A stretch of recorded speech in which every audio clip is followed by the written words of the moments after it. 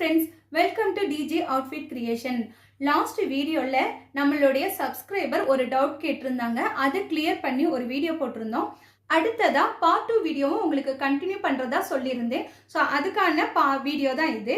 இதுல என்ன நம்ம பார்க்க போறோம் அப்படின்னு பார்த்தீங்கன்னா 0.5 இன்ச்சஸ் எனக்கு வந்து இங்க நான் மைனஸ் பண்ணாலும் எனக்கு வந்து நெக் ஷோல்டர் வந்து ஃபால் ஆகுது அப்படிங்கிற ஒரு கம்ப்ளைண்ட்டை வந்து கஸ்டமர் வச்சாங்கன்னா நம்ம எப்படி அதை சால்வ் பண்ணணும் அப்படிங்கறத தான் நம்ம இன்னைக்கு பார்க்க போறோம்.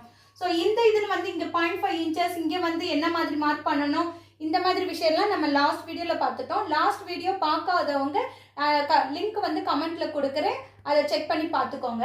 ஸோ இதில் வந்து எனக்கு வந்து ஷோல்டர் ஃபால் ஆகுது அப்படிங்கும் போது நம்ம இதை என்ன பண்ணணும்னா நம்ம ஃப்ரண்ட் நெக்ல என்ன பண்ணுவோம் அப்படின்னா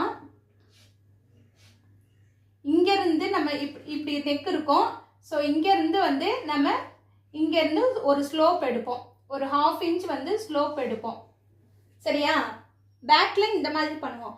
ஃப்ரண்ட்ல என்ன மாதிரி சேஞ்சஸ் நம்ம பண்ணணும் அப்படின்னா இந்த சைட்ல இருந்து இங்க நம்ம ஸ்லோப் எடுக்கணும்.